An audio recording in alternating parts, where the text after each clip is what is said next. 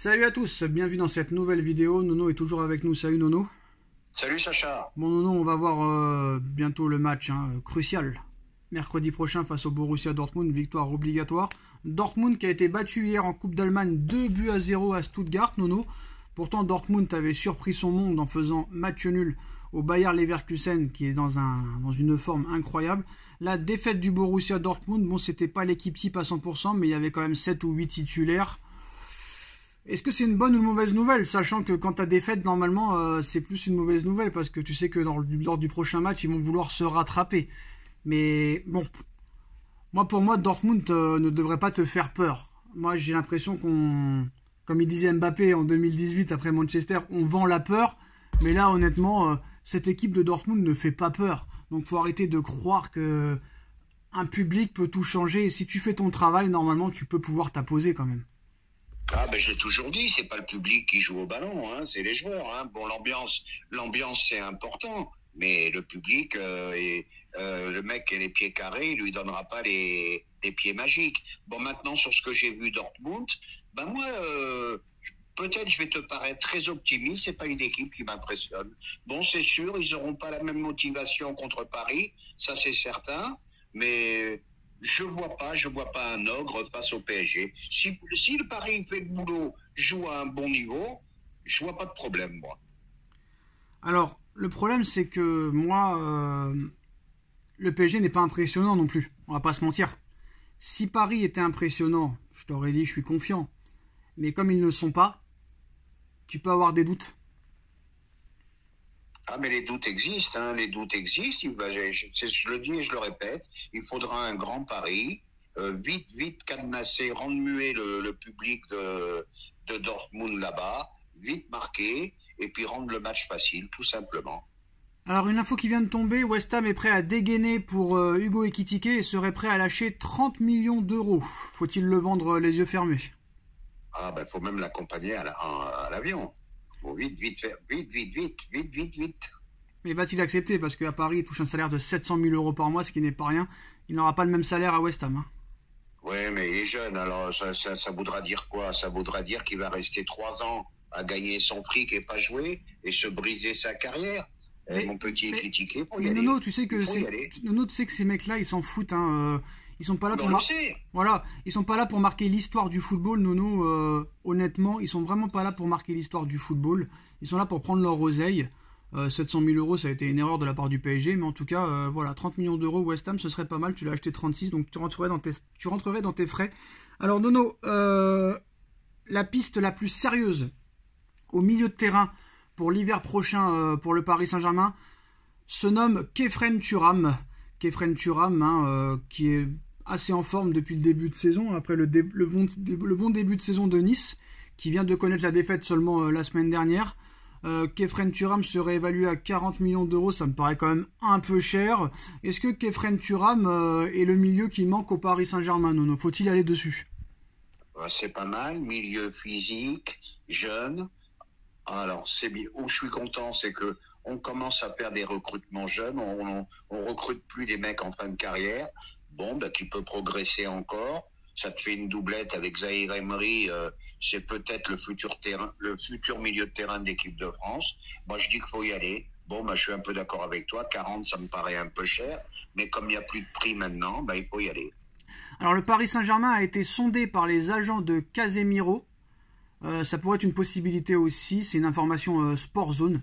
Alors, c'est le PSG qui a été sondé par les agents de Casemiro. Donc, c'est les agents de Casemiro qui sont venus contacter les dirigeants parisiens. Pour rappel, Casemiro a été acheté par Manchester United à l'été 2022. 90 millions d'euros, si je ne me trompe pas. C'est un échec cuisant.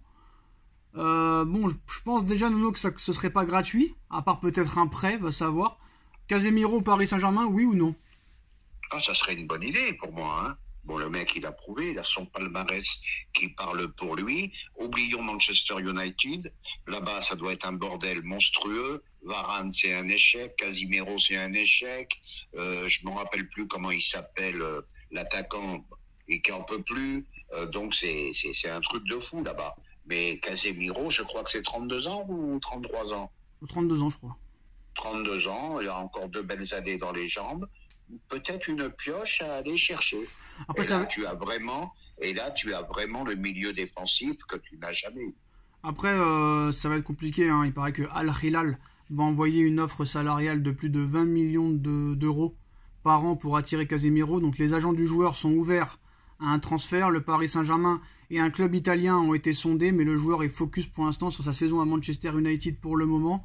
Mais est-ce que tu pourras réellement rivaliser avec l'Arabie Saoudite? Je ne sais pas.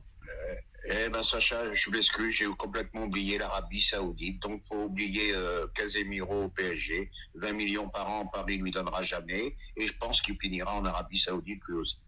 On a oublié aussi que Thomas Meunier est toujours au Borussia Dortmund, Nono, l'ancien parisien. Hein. Et suite à l'hécatombe de Dortmund au poste de latéral, parce qu'il y a beaucoup de blessés au poste de latéral, Thomas Meunier pourrait rejouer. Mais il n'est pas sur la liste de la C1 pour jouer contre le PSG, donc ça paraît quand même impossible. Eh ben, écoute, Thomas Meunier, je l'avais complètement oublié. Et je crois il joue plus avec Dortmund. Hein, il est sur le banc. Qu'est-ce qui se passe? En tout cas, il n'est pas sur la liste. Alors, une info qui vient de tomber aussi sur Pep Guardiola. Nono, Pep Guardiola évoque la possibilité de prendre sa retraite dès la fin de saison. Il dit, si nous gagnons le triplé cette saison, je prendrai ma retraite, c'est certain. Qu'est-ce que ça peut vouloir dire?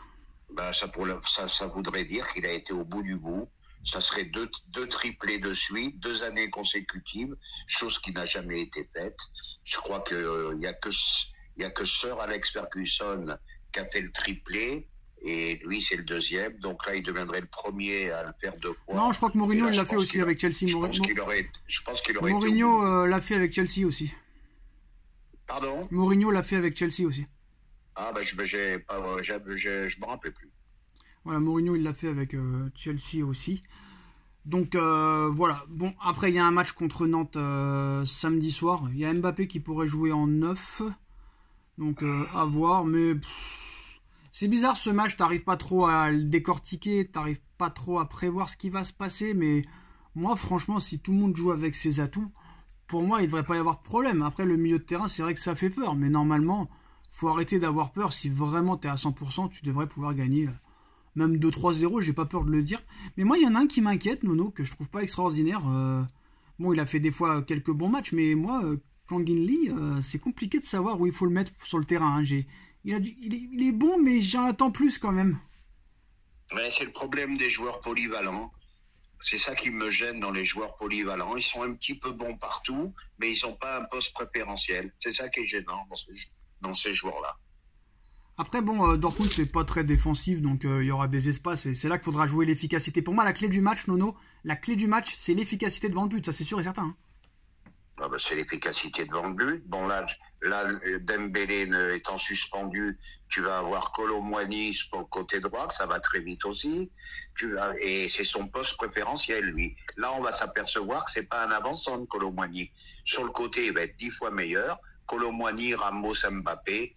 Ben écoute, c'est pas mal, hein, c'est pas mal. Et comme je te le dis et je te le répète, moi, peut-être que je fais preuve de trop d'optimisme, mais Dortmund, ça me paraît pas être un monstre non plus. Ouais, mais t'avais dit pareil pour Newcastle, et à l'arrivée, tu ressors avec 1 point sur 6. Ben oui, mais quand on fait pas le match, tout le monde est fort, et on souffre même en Ligue 1. Voilà. Donc quand Paris ne fait pas le boulot, tu souffres contre tout le monde. Oui, mais bizarrement, c'est malgré toi, parce que tu vois qu'à 10 contre 11, t'as quand même assez géré les choses contre le Havre, tu vois.